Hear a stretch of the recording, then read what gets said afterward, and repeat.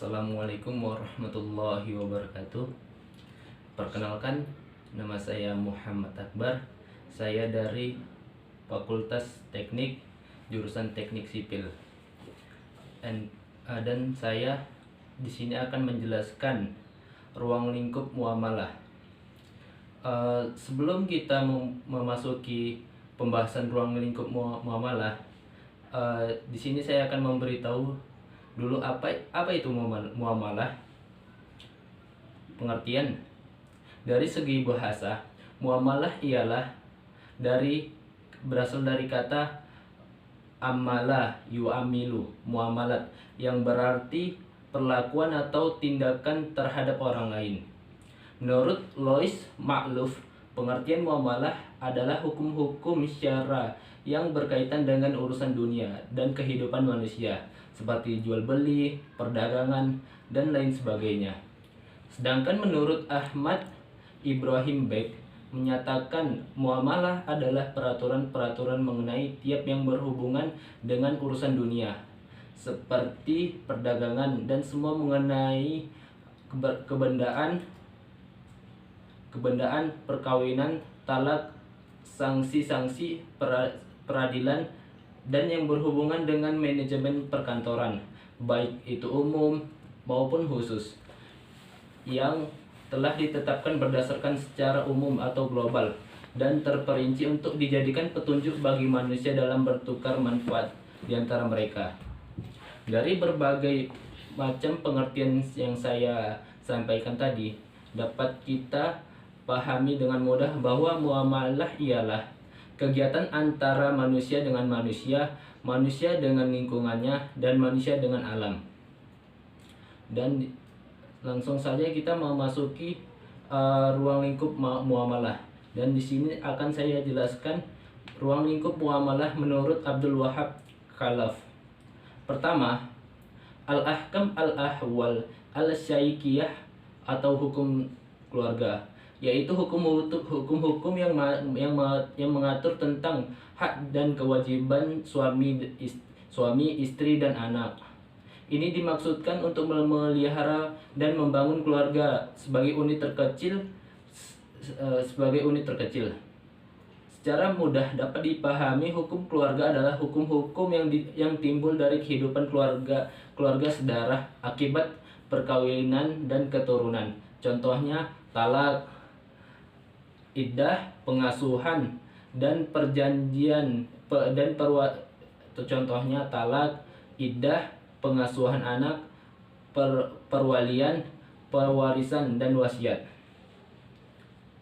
Yang kedua, al-ahkam al-amaliyah, hukum perdata, yaitu hukum tentang perbuatan usaha perorangan seperti jual beli, pegadaian, perserikatan, utang piutang, perjanjian, bagi hasil, perbankan, pengkongsian, sewa menyewa, perburuan, perwakafan, perwakilan.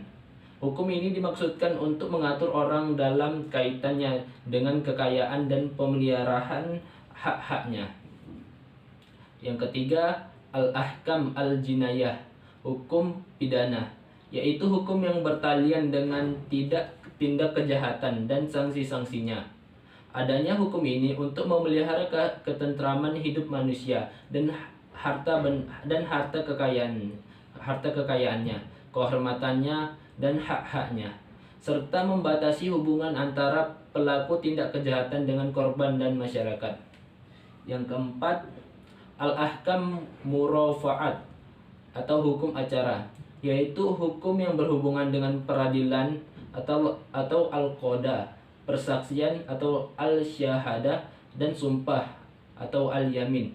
Hukum ini dimaksudkan untuk mengatur proses peradilan guna merealisasikan keadilan antar manusia. Yang kelima, al-ahkam al-dusturiyah atau hukum perundang-undangan, yaitu hukum yang berhubungan dengan perundang-undangan untuk membatasi hubungan hakim dengan terhukum serta menetapkan hak-hak perorangan dan kelompok. Yang keenam, al-ahkamal duwaliyah, hukum kenegaraan, yaitu hukum yang berkaitan dengan hubungan kelompok masyarakat di dalam negara dan antar negara.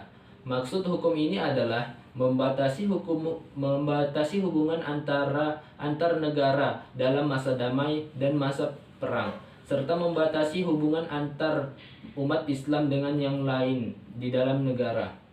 Yang ketujuh, al-ahkam iktisadiyah wa al-maliyah, hukum ekonomi dan keuangan, yaitu hukum yang berhubungan dengan hak fakir miskin di dalam harta orang kaya, mengatur sumber-sumber pendapatan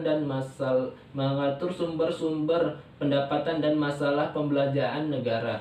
Dimaksudkan untuk mengatur hubungan ekonomi antar orang kaya dan dengan orang fakir miskin, dan antara hak-hak keuangan negara dengan perseorangan. Jadi ruang lingkup muamalah itu ada 7 menurut Abdul Wahab Khalaf. Pertama, hukum keluarga. Kedua, hukum perdata. Yang ketiga, hukum pidana. Yang keempat, hukum acara. Yang kelima, hukum perundang-undangan. Yang keenam, hukum kenegaraan. Yang ketujuh, hukum ekonomi dan keuangan. Mungkin hanya ini yang bisa saya sampaikan. Lebih dan kurang saya mohon maaf. Wabillahi taufiq wal hidayah. Wassalamualaikum warahmatullahi wabarakatuh.